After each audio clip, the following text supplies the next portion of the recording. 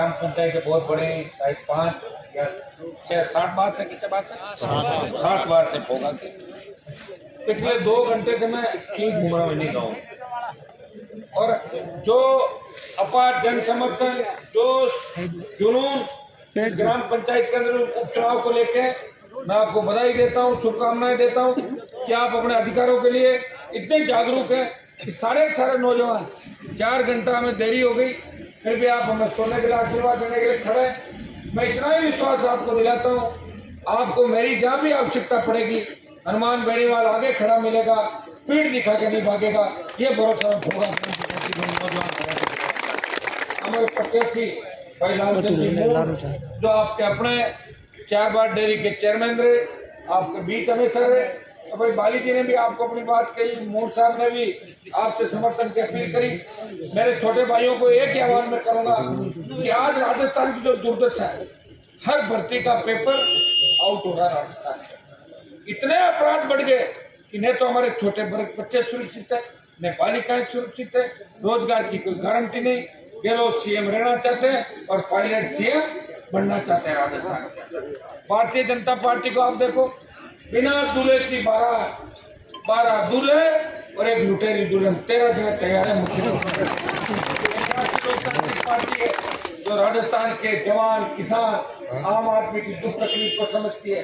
आज राजस्थान में अगर विपक्षी भूमिका कोई निभा रहा है तो आरएसपी पार्टी के तीनों विधायक, जवान और सांसद विपक्षी भूमिका राजस्थान के अंदर निभा रहे हैं। भाइयों, जब गहलोत के करीबी मंत्री और विधायक हत्या, लूट, बलात्कार की घटनाओं में उनके परिवार लिप्त होते हैं तो भाजपा उनसे मिल लेती है, तो राष्ट्रीय लोकतांत्रिक पार्टी आम आदमी की लड़ाई लड़ती है। सड़क से लेकर सदन तक आपको लड़ता हुआ कोई नजर आएगा। जब देश की सबसे बड़ी पंचायत के अंदर किसानों के खिलाफ तीनों बिल लाए जाते हैं, अग्निपथ आर्मी को ठेके पर दिया जाता है, तब कोई राजस्थान का सांसद नहीं बोलता। उत्तरी भारत का एकमात्र किसान का बेटा नागौर का सांसद मोदी की सत्ता छोड़ के किसानों के साथ 70 दिन सड़क पर बैठ के अपने भाइयों के सम्मान की लड़ाई लड़ता है। नौजवानों की अग्निपथ योजना को वापिस करवाने की बात करने के लिए जोधपुर में 2 लाख जवानों की रैली करके प्रधानमंत्री को चुनौती देता है। प्रधानमंत्री जी, आपके निर्णय से हम सहमत नहीं है, चाहे हमें कितना भी समय लगे। हम उन्हीं किसानों की संतानें जिन्होंने वहां पे दिल्ली के अंदर आपको वापिस बैक किया था तीनों कृषि आंदोलन के अंदर, और भाजपा ने थूक के चाटा था दिल्ली के अंदर, आपने देखा होगा। समय लग सकता है, लेकिन जो चीज हाथ में ली उसको पूरा किया, प्रयास किया। और यहाँ मुझे एक वीडियो में देख रहा था, सोशल मीडिया, बीजेपी के नेता कह रहे थे कि चाहे बीजेपी ने वोट डाल दियो चाहे कांग्रेस ने डाल दियो, तीसरे को मत जाना। तीसरा कौन है?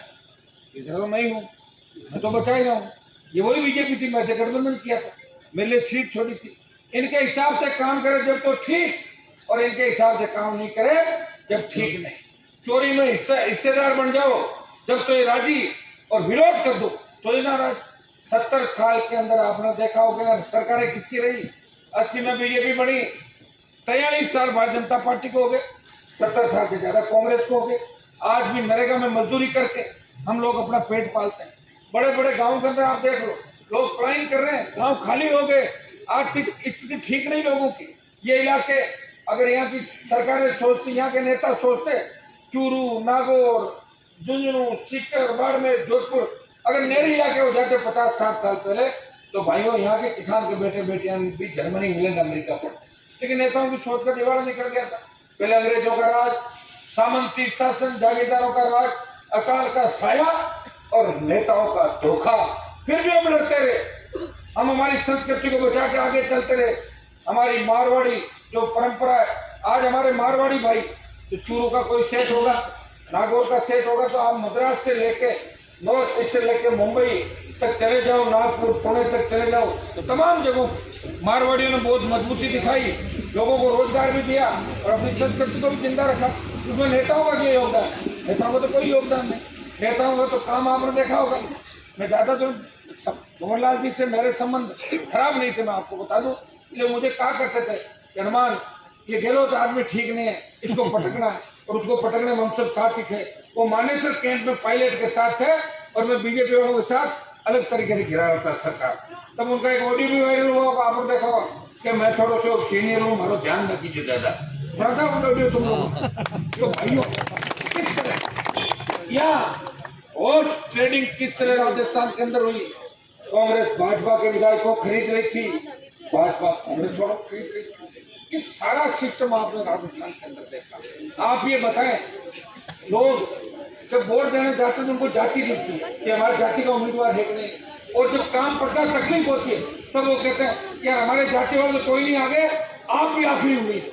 मुझे आप ये बताएं, अगर मुझे सत्ता का शौक होता तो 3, 8, 13, 18 के अंदर मंत्री बनता, दल बदल के, पाड़ा बदल के। तो मेरे इलाके में तो सब तरीके से देख लिया लोगों ने, मैं जीत के आ रहा हूँ, हर चीज से जीत रहा हूँ, पार्टी बना के जीत रहा हूँ और विधायक भी बना के ले आया।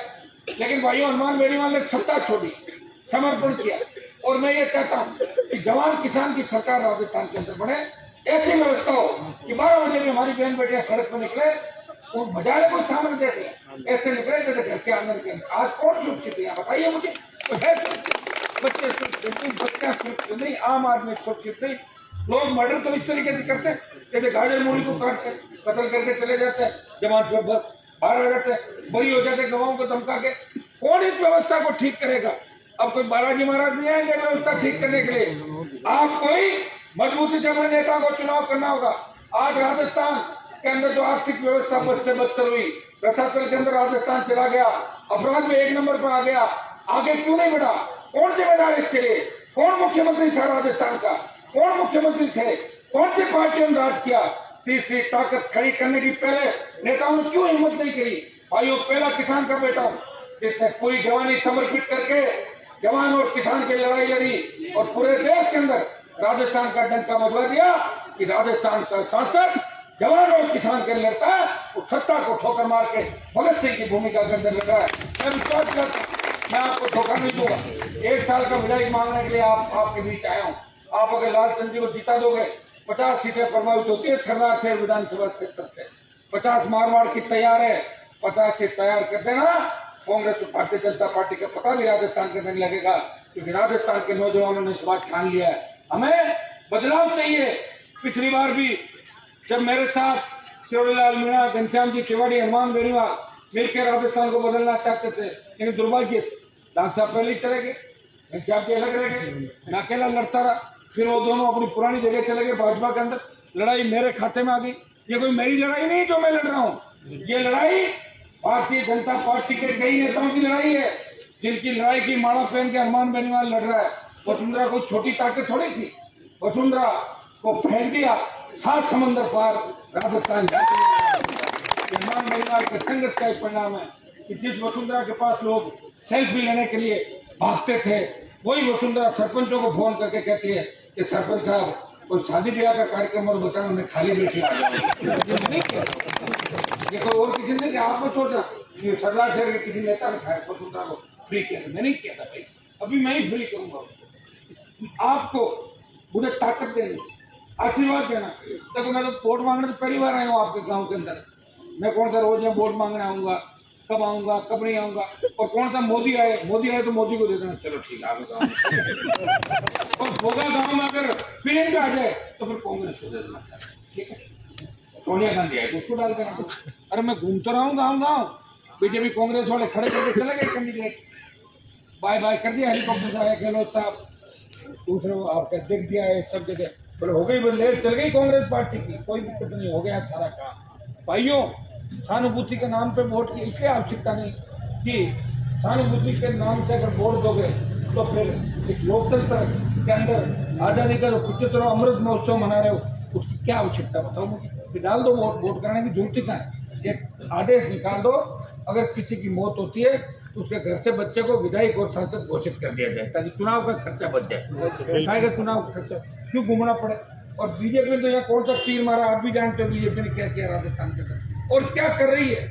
बयानबाजी, अखबारों में फोटो कैसे छपे, मीडिया में कैसे चले, यही भारतीय जनता पार्टी के लोग सारा काम कर रहे हैं। बिना दूल्हे की बारात है, 12 दूल्हे हैं इनके, और एक वही घिसी पिटी पुरानी दुल्हन जिसको लेके घूमते रहते हैं।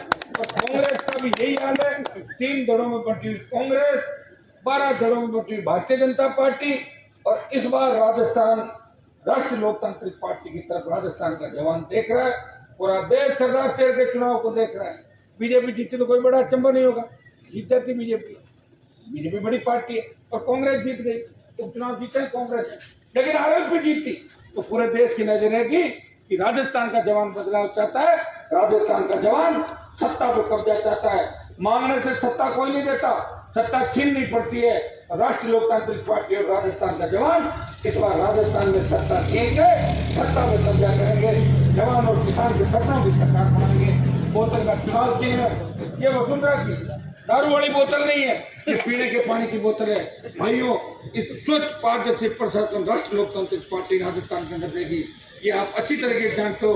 हनुमान बेनीवाल के संघर्ष के अंदर चूरू जिले का भी संघर्ष है। आप जानते हो कि चूरू जिले के नेताओं से किस तरह का संघर्ष, मेरा लंबा संघर्ष रहा था। मेरा कोई व्यक्तिगत किसी झगड़ा नहीं, किसी पार्टी किसी जाति झगड़ा नहीं, लेकिन जहाँ भी अन्याय होता है, अत्याचार होता है, अन्याय किसी भी जाति के खिलाफ हो, अगर मुझे कोई याद करता है तो हनुमान बेनीवाल सबसे पहले उस जाति को न्याय दिलाने के लिए आगे खड़ा मिलता है। कभी पीठ दिखा के नहीं भागता। इतिहास उठा के मेरा देख लेना, इतना ही भरोसा दिलाता हूँ। सबको साथ लेके चलूंगा, सब समाज को साथ लेके चलूंगा और नए राजस्थान का निर्माण करेंगे। लाल सिंह जी को पूरा आशीर्वाद है और मुझे मजबूती है।